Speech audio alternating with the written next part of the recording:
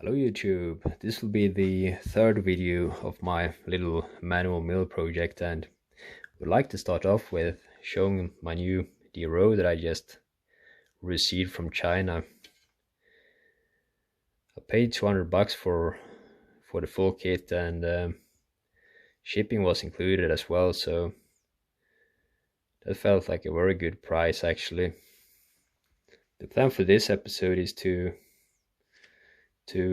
try to mount it together, since I now have some bolts and screws of correct length. So I will try and bolt it together, mount the compound table. I also got a new motor air for it, so perhaps I will mount the motor in this episode. We'll see, but let's get going. And I mounted these two, and after that I countersinked these two here. There will be an angle iron above here that will join this sheet here and this cast iron piece together, so that it won't move like this. What I'm doing currently is that I'm tapping some holes here, and in these 5 holes they will be screwed from down under, and the threads will be in this part. So these 4 kind of pulls down, and these other 5 kind of pulls up, or what to say. So I now drilled up the holes and mounted some screws, and I also tightened them with a torque wrench here, simply because I enjoyed it, and I went with 42 Newton meters, which I believe will do.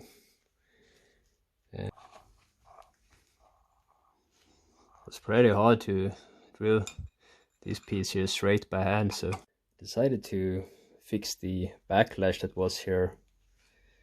And the only thing I did was that I added a washer here and one under the turning wheel on this side, and now I can't feel any movement at all, so that's good. The lead screw is a bit off like this, and I do think that it's due to the fact that this surface here that these washers bear against ain't at a 90-degree angle to this surface. I think that this one is a bit like this, so that might make the lead screw move a bit like so. Perhaps that can be fixed later when I have the lathe running.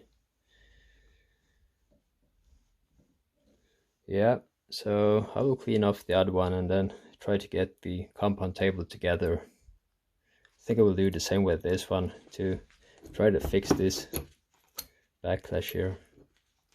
So I decided to remove these ones and put some regular screws in there instead, since these ones were I was hardly able to turn these ones by hand. So I don't know what's up with these ones, but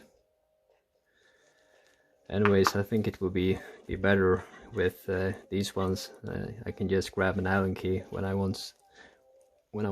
wish to lock the axis. So I will go ahead and change the other 2, and then I think some more cleaning and lubrication, and then we're good to go. I decided to improve the backlash on this one as well, so I can show you how I did. It's very simple. I just took a washer and then I drilled it up a bit with this one, and after that I almost punched it on here, since it needs to be very tight, because it's not much at all sticking out here.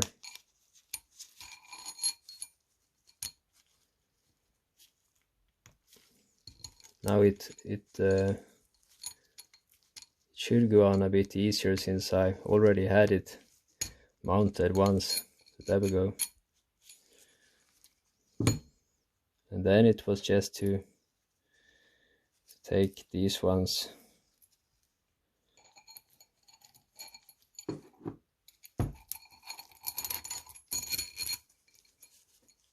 like so, and then it will be like this.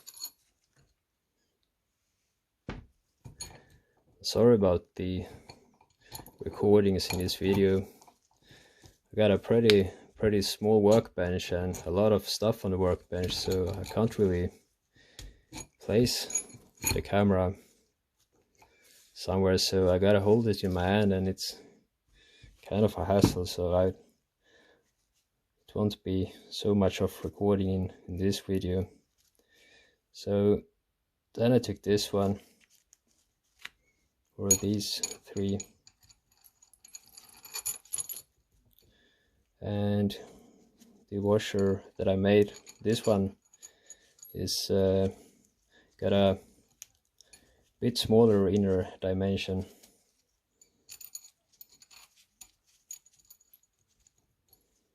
and hopefully it will be just as good on this one as on the other one.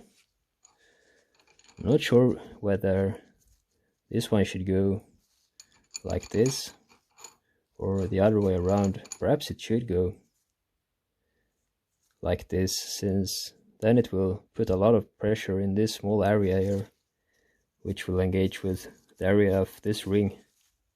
But so now I'll tighten these ones down really good, and I decided to put the tapered area against the small washer here on this one, and it's no backlash at all now in this one, so super nice little improvement. Very simple, but super nice to get rid of all that backlash. And these washers here ain't perhaps the best, but it's better than nothing, and perhaps I can make something better here in the future. So now I just need to clean this one off a bit more and lubricate it, and then I will mount it onto the mini mill. Let's take and punch in these little, I think they were called roller pins. I think.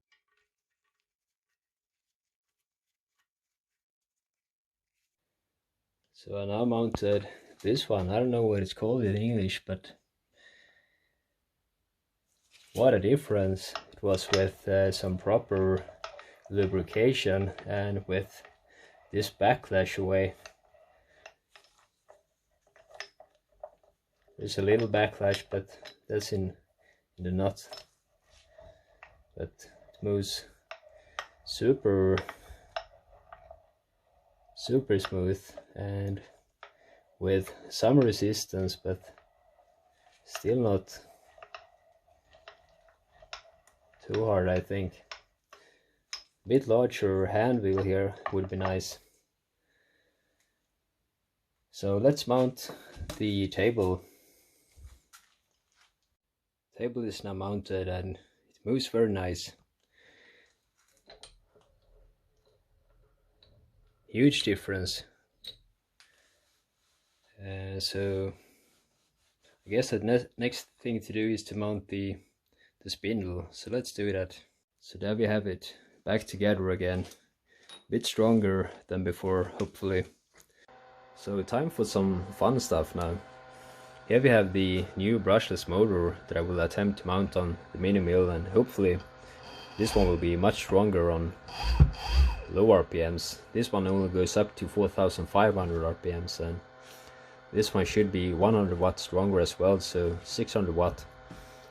And I paid 80 bucks for the whole kit with shipping included, and yeah, there is some kind of driver here, so this will lower the total cost of my little project, since the other one I think was 120, plus I had to buy a power supply for 30 bucks, so this kit here is almost half the price. And the only thing I did really was to change the cable here, since the one that was included didn't fit European outlets, and this one is a bit more heavy duty as well. So, and yeah, I had some issues here with boring up the pulley. I had to bore up from 8 millimeters to 15, and this was a pulley that I used on the motor for the mini mill, so in order to use the mini mill I had to have this one mounted on the motor, so I couldn't use the mini mill to bore it up, so that made things a bit more complicated.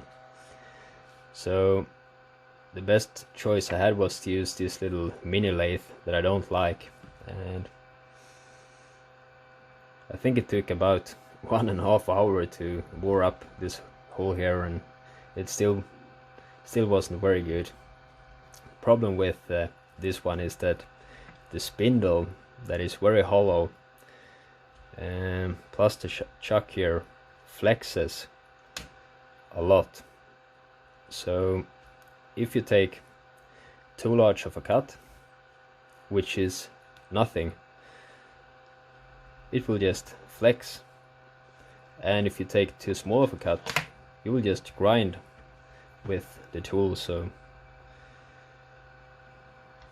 these slides here and the toe post works very nice, so if one could upgrade to a bit stronger shaft here, perhaps that ain't hollow, and mount a bit of a better chuck, then this one could be kind of useful. So that might be a project for the future. But yeah, I have now removed the brushless motor that I did use, and I will try to come up with a way to mount this one. I mounted the new motor, and I decided to use this mounting thing that was included.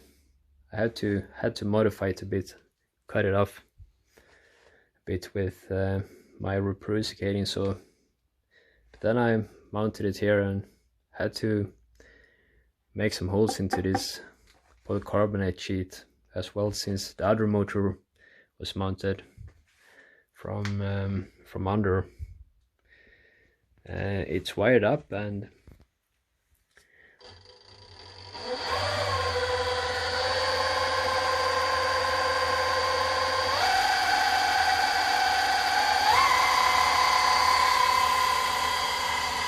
there you can see the actual RPM.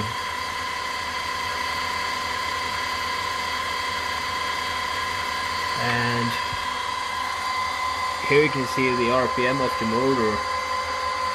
So as you can see, I have some reduction. It also was a spring here before, which I removed. The motor seems to be very strong, so it will be very interesting to test it.